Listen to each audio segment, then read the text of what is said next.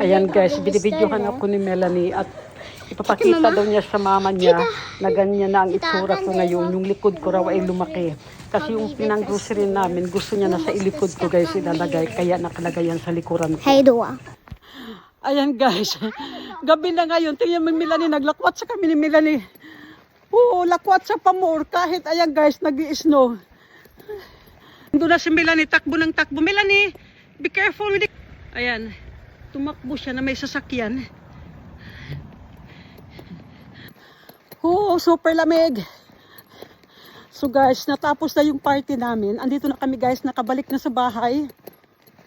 Pagkatapos, ito si Melanie, umiyak na naman guys kasi ayaw niyang magpaiwan sa bahay nila. So ito, sumama guys si Melanie pa sala. Ayan, galing kami dyan sa tindahan, bumili ng chips at saka bumili ng candy, bumili ng Coke. Kasi wala na akong stock sa bahay. Kasi pag yan,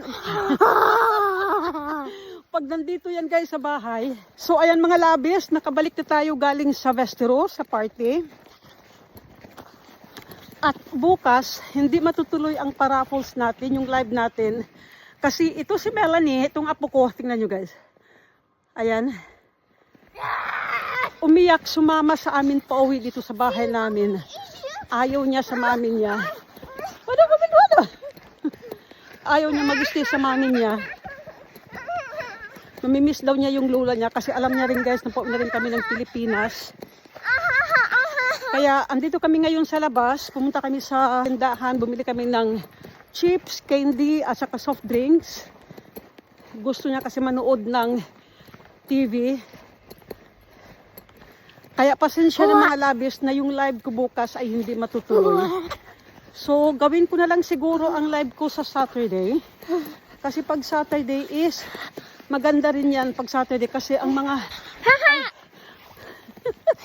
Ala grabe ang snow. Maganda na rin siguro na gagawin ko sa sa Saturday kasi libre ang lahat the following day. So pwede tayo magdamag. So pasensya na ha, sana maintindihan nyo. Alam niyo naman ang life ng Lula. Yan. Iba kasi pag matanda na kaysa bata pa. Ayan, parang hindi giniginaw. Is it cold or not? No. No, not cold daw. Ako super na guys, naka-gloves pa. Ayan, ito ang itsura ko. Super lamig. No. Pero ayan, tingnan mo, walang gloves. Show me your hand. Ayan, hindi naka-gloves. Wala sa ulo.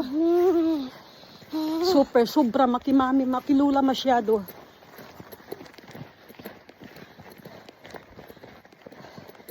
At alam niya na malapit na rin yung uwi namin sa Pinas.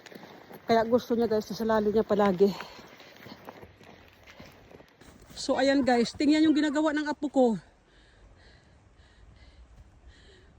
Alam nyo guys, sa likod lang ito ng bahay, itong mga ice na nandito, yung mga binuldos yan, dito galing sa,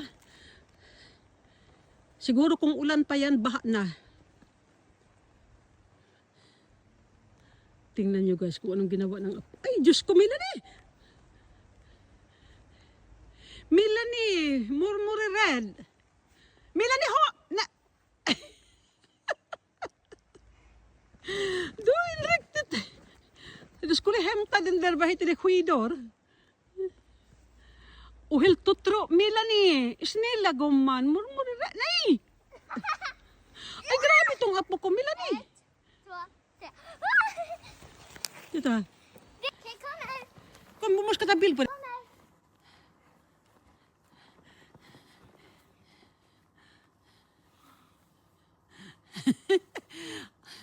Kiki, titta på din dotter. Vi är utanpå våran lägenhet. Ser du den? Vad massor med. Titta. Jättemycket.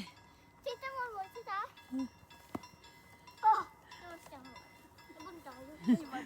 Vad roligt med alls.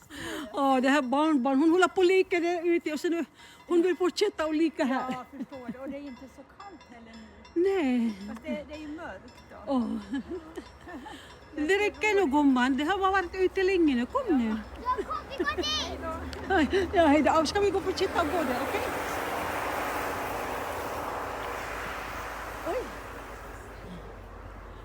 Ayan, tingnan nyo guys si Melanie pa.